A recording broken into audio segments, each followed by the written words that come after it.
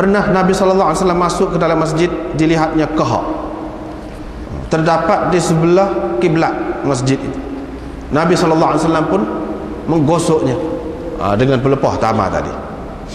Thumma aqbala 'ala an-nas mughdaban. Kemudian Nabi SAW menghadap orang ramai dengan marah. Baginda bersabda, ayasurru ahadakum ayyubsaqa fi wajhi? Sukakah seseorang dari kamu diludah orang di hadapannya, di mukanya? Sesungguhnya seseorang dari kamu apabila menghadap kiblat, sesungguhnya dia menghadap Tuhannya Azza wa Jalla dan malaikat di sebelah kanannya.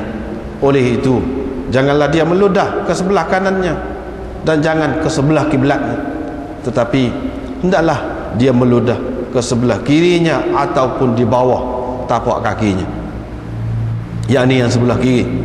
Fa in ajila bihi amrun, kalau dia terdesak falyaqul hakadha, maka hendaklah dibuatnya begini.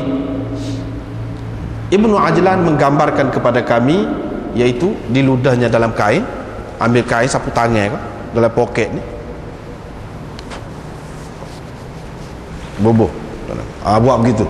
Ibnu Ajlan menggambarkan kepada kami, yaitu dengan dia meludah dalam kainnya, kemudian menggosok-gosok sebahagiannya dengan sebahagian yang lain, yakni sapu tangan saat ni bubuh dalam poket, begitu. Dengan sanadnya Imam Abu Dawud meriwayatkan dari Ubadah bin Al-Walid bin Ubadah bin As-Samit, beliau berkata, kami pergi kepada Jabir, maksud beliau bin Abdullah. Ketika itu beliau berada di masjidnya. Beliau pun berkata, Rasulullah SAW pernah datang ke masjid kami ini. Di tangan baginda ada pelepah tamar ibni Tab. Pelepah tamar ibni Tab. Fanazara, Nabi SAW pun tengok, dia nampak di sebelah kiblat masjid itu ada kahak. Fa aqbala 'alaiha, Nabi SAW pun menuju ke tempat kahak itu. Fa hattaha bil urjun, digosoknya dengan pelepah tamar tadi. Thumma qala, kemudian baginda bersabda, siapakah di antara kamu yang suka Allah memalingkan mukanya daripadanya? Kemudian baginda bersabda, sesungguhnya seseorang dari kamu apabila bangkit bersembahyang, Allah berada di sebelah hadapannya, maka janganlah sekali-kali dia meludah ke sebelah hadapannya dan jangan ke sebelah kanannya, hendaklah diludahnya ke sebelah kirinya, di bawah kakinya yang kiri, yakni di bawah kaki kirinya. Fa in ajilat bihi badirah, kalau ada sesuatu yang mendesak, kalau keadaan mendesak, falyaqul bi thawbihi hakadha, maka hendaklah dibuatnya dengan kainnya begini. Wa wada'ahu fi fihi, dia meletakkan pada mulutnya kain. Thumma dalakahu, kemudian digosoknya, bubuh dalam poket. Begitu. Thumma qala, kemudian Nabi SAW bersabda, aruni abiran, bawakan kepadaku wangi-wangian. Abir, nama sejenis wangi-wangian. Faqama fatam minal hayy, maka bangkitlah, bangunlah seorang anak muda dari penduduk kampung itu, bersegera kembali kepada keluarganya. Dia pun membawa khaluq di atas tapak tangannya, membawa sejenis wangi-wangian lah di atas tapak tangannya. Fa akhadahu Rasulullah sallallahu alaihi wasallam, Rasulullah sallallahu alaihi wasallam pun mengambilnya dan diletaknya pada hujung pelepah tamar itu, kemudian disapunya bekas kahak tadi dengan wangi-wangian tadi. Qala Jabir, Jabir berkata, kerana itulah kamu melumurkan khaluq di masjid kamu. Jadi mana kalau begitu, kerana itulah kamu melumurkan khaluq di masjid-masjid kamu. Yang ni kira-kiranya, agaknya gitulah. Seterusnya riwayat daripada Abi Sa'lah As-Sa'ib bin Khallad, Ahmad berkata, bukan Imam Ahmad, yang itu kepada Imam Abu Dawud, yaitu Ahmad bin Saleh tadi, di awal sanad. Ahmad berkata dia ni, yakni Abi Sahlah As-Sa'ib bin Khallad ini adalah salah seorang sahabat Nabi SAW. Apa dia kata? Inna rajulan amma qauman, pernah ada seorang lelaki menjadi imam kepada satu kumpulan orang. Fabasaqa fil qiblah, dia meludah ke arah kiblat yang menjadi imam itu. Pada ketika itu Rasulullah SAW memerhatikannya. Rasulullah SAW pun selepas dia selesai bersembahyang berkata, dia tidak boleh menjadi imam kepada kamu. Fa'arada ba'da dhalik, selepas itu orang tadi mahu menjadi imam lagi kepada mereka, tetapi mereka menghalangnya. Mereka memberitahunya tentang kata-kata Rasulullah ataupun apa yang disebutkan oleh Rasulullah SAW tadi. Dia pun bertanya, dia pun sebutlah perkara itu kepada Rasulullah. Yang orang kata begitu.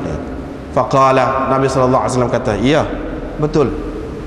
Wa hasibtu annahu qal, dan saya rasa dia berkata, innaka adzaitallaha wa rasulah, sesungguhnya engkau telah menyakiti Allah dan Rasulnya.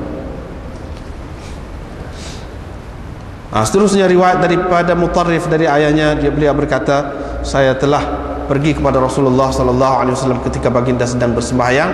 Baginda meludah di bawah tapak kaki kirinya. Dengan sanad satu lagi begitu juga, cuma dia ada tambah, kemudian Nabi SAW pun menggosoknya dengan sepatunya.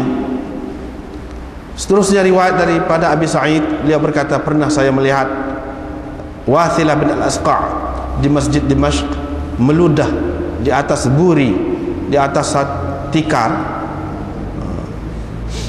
thumma masahahu birijlih, kemudian dia menyapu dengan kakinya. Faqila lahu lima fa'alta hadha, orang pun bertanya dia, kenapa engkau lakukan begini? Dia berkata, kerana aku pernah melihat Rasulullah SAW melakukannya.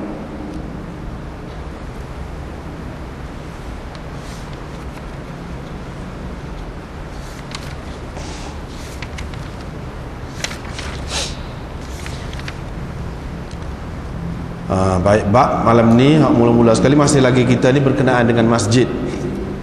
Apa yang perlu dijaga, adab masjid lah. Apa yang perlu dijaga. Kalau kita perhati dalam hadis-hadis ni, sepanjang ni yang kita baca ni, semuanya mengajarkan kepada kita tentang kebersihan. Itu usulnya, asasnya. Iaitu seseorang Islam itu diajar supaya bersih pada pakaiannya, pada niatnya. Sebab itu suruh niat semua kerana Allah, niat kerana Allah belaka, daripada ambil air semaya lagi. Bersih pakaiannya, bersih tubuhnya, dan bersih tempatnya. Hak ni termasuk dalam bersih tempat. Hak ni cara ke masjid ni termasuk dalam tempat, bersih tempat.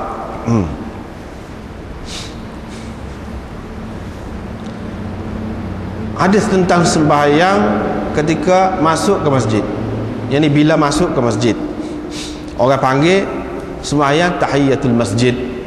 Tahiyatul masjid ini adalah sunnah Nabi SAW. Diriwayatkan dari Abi Qatadah, Rasulullah SAW ada bersabda, dia kata, apabila seseorang dari kamu pergi ke masjid atau masuk ke masjid, maka hendaklah dia yusalli sajdatain, bersembahyang 2 rakaat. Dia sebut bersembahyang 2 sujud, ataupun adakah sujud saja, 2 sujud saja? Tidak. Ini orang panggil, biasalah dalam hadis, dalam Quran disebutkan benda-benda yang seperti ini, orang panggil itlaqil juz wa iradatil kull, termasuk dalam majaz mursal. Itlaqil juz wa iradatil kull, sebutkan sebahagian tapi maksudnya semua sekali.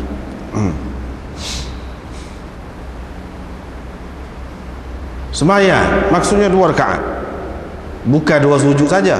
Sebelum duduk,